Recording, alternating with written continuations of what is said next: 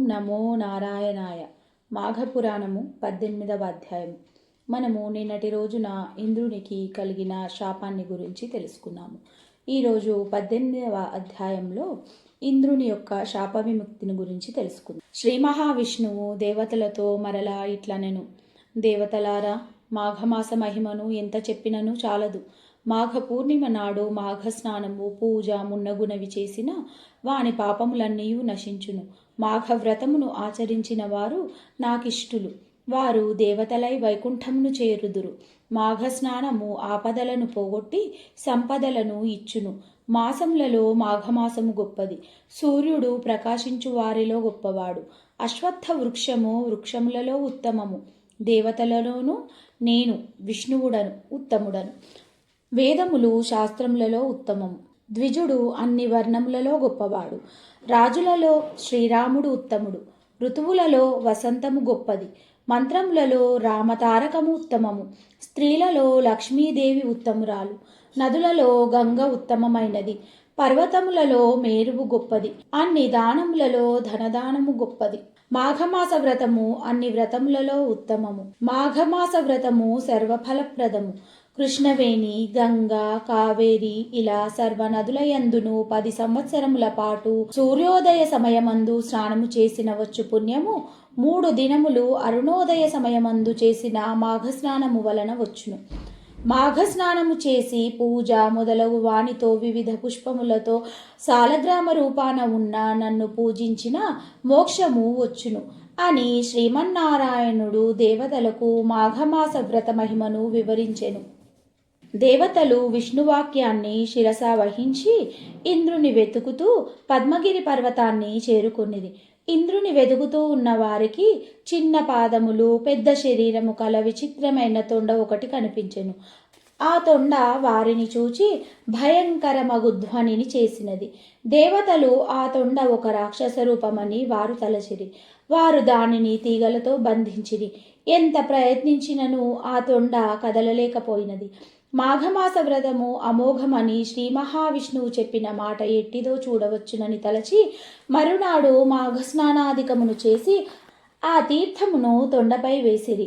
పవిత్రోదకము చే తడిసిన తొండ దివ్య అలంకారములు కల స్త్రీగా మారెను. దేవతలు ఆమెను చూచి ఆశ్చర్యపడిరి. నీవు ఎవరివని ఆమెను అడిగిరి. ఆమెయు శాప విముక్తికి సంతసించుచు దేవతలకు నమస్కరించి ఇట్లు పలికెను: నేను సుశీలయను, పేరు కలదానను. కాశ్మీరమున నివసించు బ్రాహ్మణుని పుత్రికను. మా తండ్రి నాకు వివాహము చేసెను. నా దురదృష్టవశమున నా భర్త పెళ్లి జరిగిన 4వ నాడు మరణించెను. మా తల్లిదండ్రులు చాలా ఎక్కువగా దుఃఖించిరి. నా తండ్రి మానవ జన్మము కష్టప్రదము. స్త్రీగా పుట్టుట మరింత కష్టము. బాల్యముననే వైధవ్యమునందుట మరింత కష్టము. ఇట్లు బాల్యమునందు భర్తను పోగొట్టుకున్న ఈమెను చూడజాలను. ఈమెను బంధువులకు అప్పగించి వనమునకు పోయి తపమాచరించుట మేలని తలంచెను. పుత్రిక అయిన నన్ను బంధువుల వద్ద ఉంచి నా తల్లిదండ్రులిద్దరును వనవాసమునకు పోయిరి.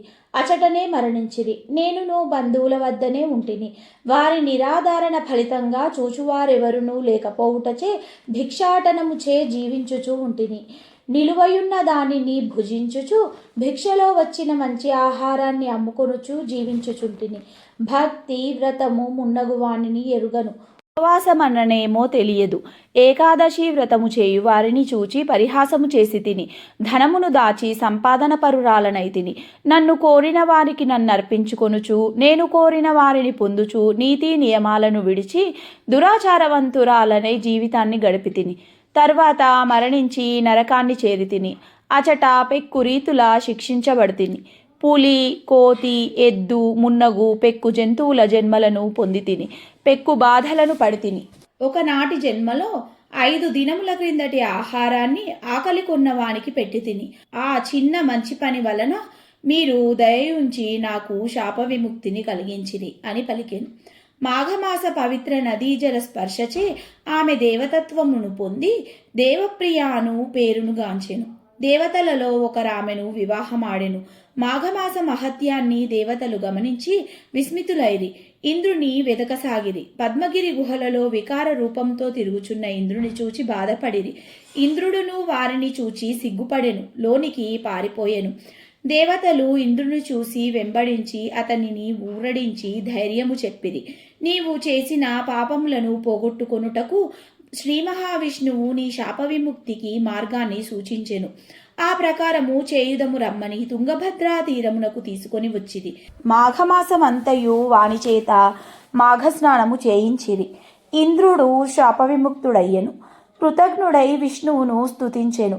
ఇంద్రుడును దేవతలతో కలిసి స్వర్గమునకేగెను.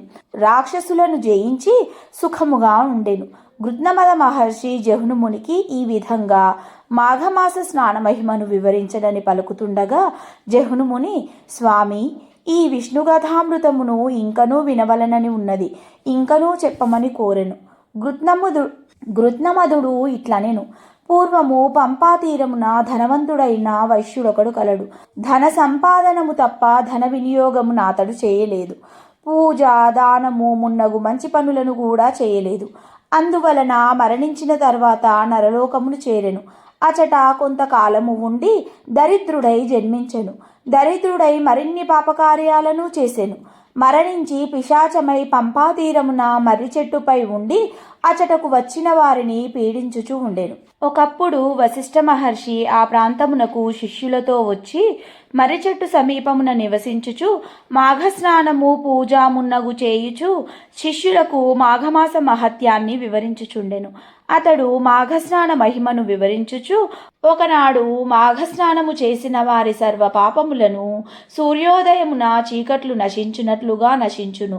మాఘస్నానము చేయనివాడు నరకమునకు పోవును అనుచు మాఘమాస వ్రత మహిమను, చేయవలసిన విధానాన్ని, చేయుట వలన శుభములను, చేయకపోవుట వలన అశుభములను వివరించాడు.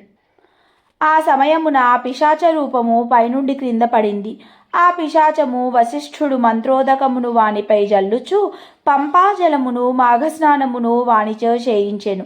వశిష్ఠుడు చెప్పిన హరికథలను వినుట వలన మాఘస్నానము వలన వాని పిశాచ రూపము పోయి దివ్యరూపము వచ్చినది. మాధవానుగ్రహం వలన వైకుంఠాన్ని చేరెను. మాఘపురాణము 18వ అధ్యాయ పారాయణ సమాప్తం. ఓం నమో నారాయణాయ.